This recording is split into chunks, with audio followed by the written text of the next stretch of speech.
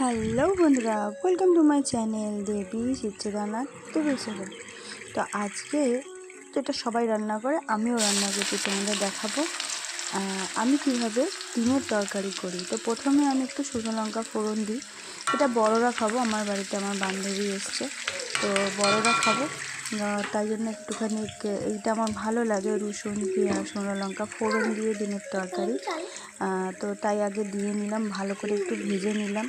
তারপরে এই যে 3টে ডিম সেদ্ধ করেছি 3 দিনের জন্য, আর ওই 3টে ডিমকে আমি ভালো করে নুন হলুদ মাখিয়ে আমি ভেজেও নেব।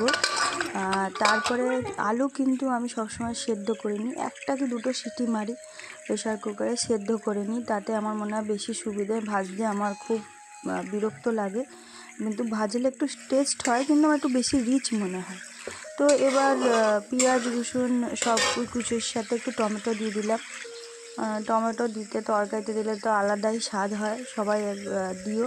যারা টমেটো খায় না আমি বলবো খুবই খারাপ, কেন অনেক ভিটামিনও থাকে এতে, তো পায় না সেটা ওরা, আর খুব টেস্টও হয়। জানি না অনেকের সবার সব কিছু পছন্দ না, তাই তো টমেটোটা ভালো করে নরম করে আগে ভেজে নেব।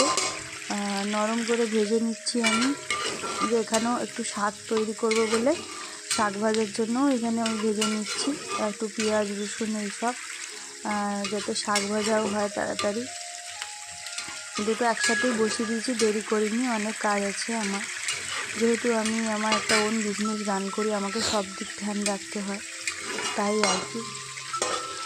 তো এইখানে হয়ে গেছে। তো মশলাটা পেঁয়াজ আদা রসুন যা দেয় অল্প করে আমি পেঁয়াজ দিয়েছি রসুন দিয়েছি, তারপর অল্প পেঁয়াজ রসুন দিয়ে আদা একটু বেশি দিয়ে আমি ভালো করে নেড়ে নিচ্ছি।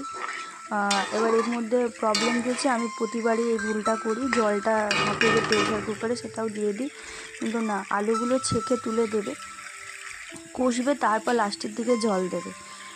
তো ডিমগুলো নুন হলুদ মাখিয়ে ভেজে নেওয়ার জন্য নুন হলুদ মাখিয়ে রেখেছি। এবার ভাজাটা আমার দেখানো হয়নি, কিন্তু তোমরা ভালো করে ডিমটা ভেজে নেবে, সত্যি খেতে ভালো লাগে।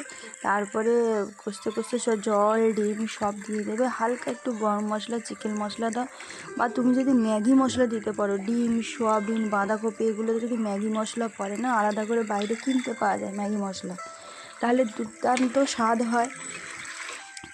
তোমরা করে দেখো, খুব ভালো লাগে খেতে ম্যাগি মশলা দিয়ে। Bye bye.